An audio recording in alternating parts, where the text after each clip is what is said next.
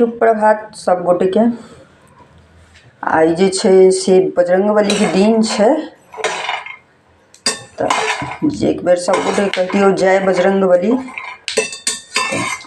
ओहि दिन जे छे से फास्टिंग रहे छे, एक आदमी के नहीं दोनों आदमी के फास्टिंग रहे छे। तो एहि दुआरे जे छे से ई चिनिया बादाम जे छे ओकरा भूज रहल छे।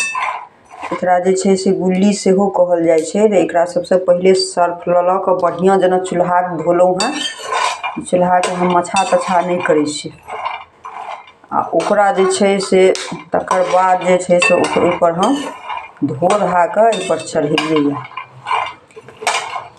देखे छे एकरा भूज दै छिए आ भूज के जो मन हुआ ते में चीनी पाक द दियो आ नहीं तो ओनाहिए भूज के खाय में सेहो बेहतरीन होय छे।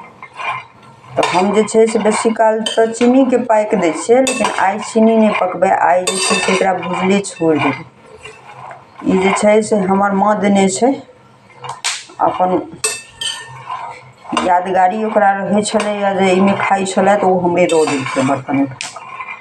वही बर्तन में हम बनावे छे। देखियो अहाँ सब कहू जे कोन तरह बनबै छिए एकरा, तो हमरा जरूर कहब। अहाँ सबके कते आदमी के मंगलवारी है, की सब अहाँ सब फलाहार में करे जाय छिए से हमरा जरूर कहब।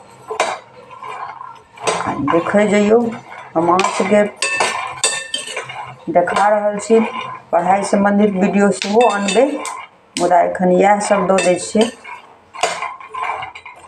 तो एकरा जे छे से अहाँ सब लाइक सब्सक्राइब और शेयर जरूर कर देबे। ठीक छे, फिर हम भेटे छी अगला वीडियो में। बाय बाय।